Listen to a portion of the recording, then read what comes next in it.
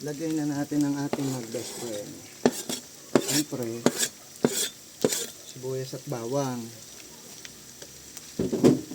Dahil nga mag-best friend, hindi sila nag-iiwanan kahit sa pensyunan.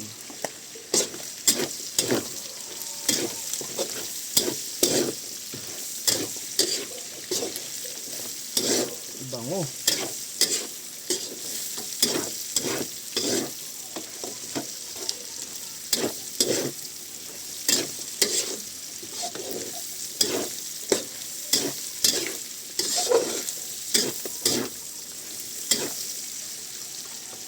Labas na kagad ang kanyang aroma ba?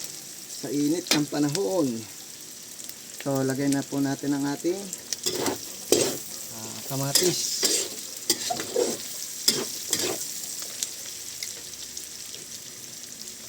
Lagay na natin ang kamatis.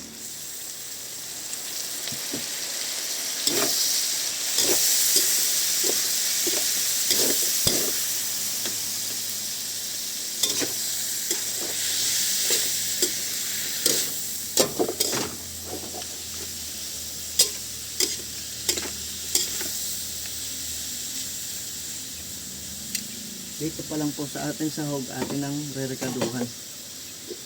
Lagyan natin ng maywagang sarap. Sat karingot. Para dito pa lang okay na. Oyster sauce.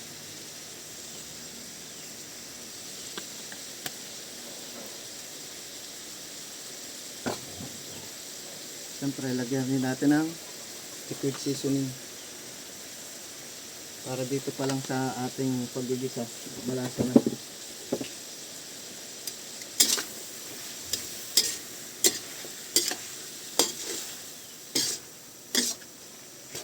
Ang bango. Parang di nila ang ayos na eh. Huwag nang ituloy. Ulam na right.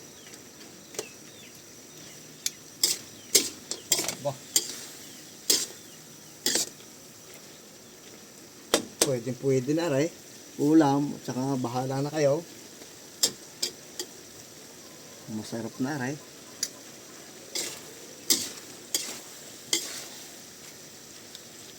Liligisin natin ang bahagya o pipisain hanggang sa madurog ang ating kamatis. Panoorin niyo po ito, sandali lang naman to.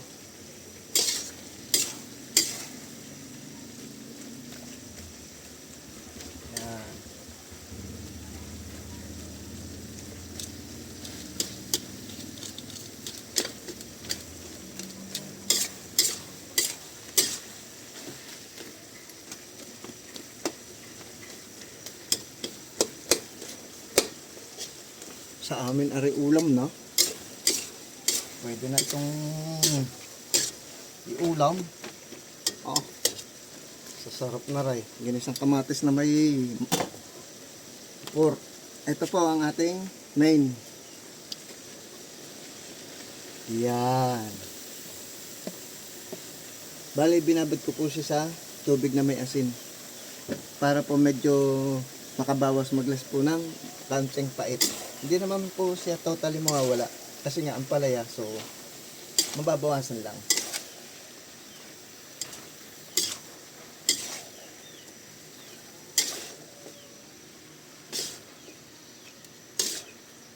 Sa mga may gusto ho, gusto nyo ni Ray, pumunta kayo rito at bibigyan ko kayo.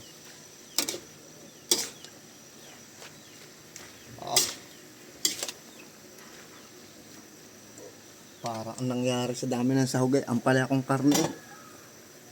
Pero ginisang ano yan, ginisang ang palaya lang. Very simple.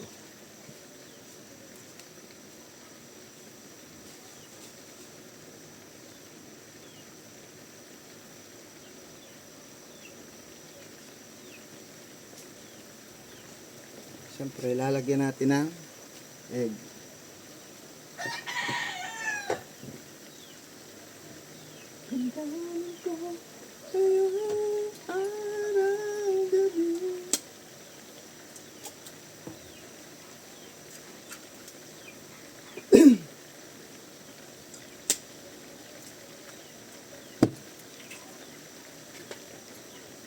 salamat sa iyo,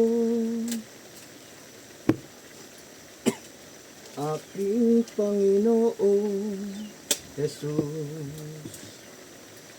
Ako'y inibig mo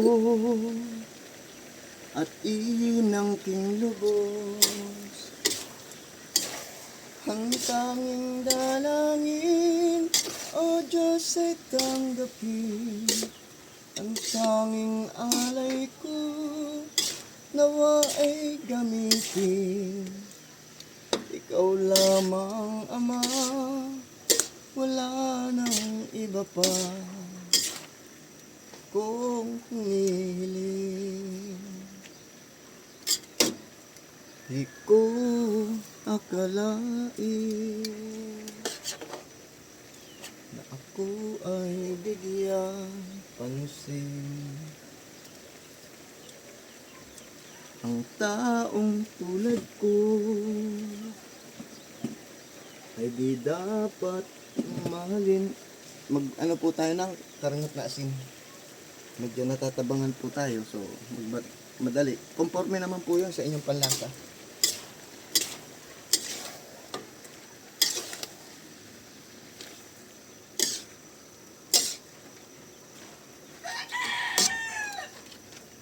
Ayan. Ano naman po sa ampalaya natin yung sobrang luto. Okay na po yung medyo may konting lutong.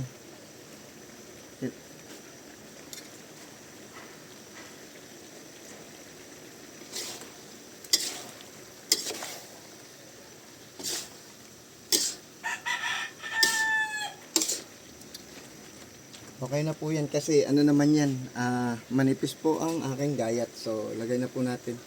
Bale, 4 lang po ang aking inilagay. Baka masabing torta. Design lang po yan, itlog. Kasi nga po, parang ampalaya akong karne ang nangyari dito.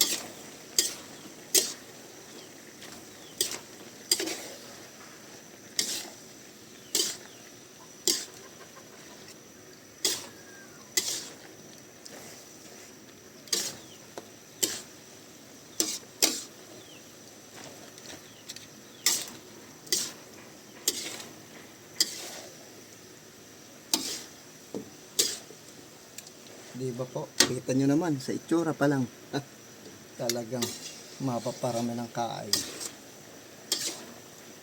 Paray na kuha ng bahaw.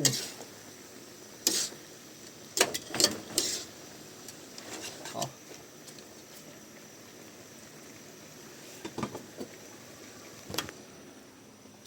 Yan po ang ating ginisang ampalaya.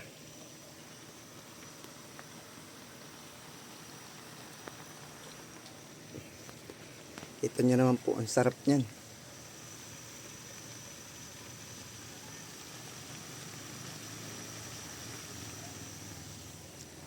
Hanggang dito na lang po and God bless. Magandang buhay po para sa ating lahat.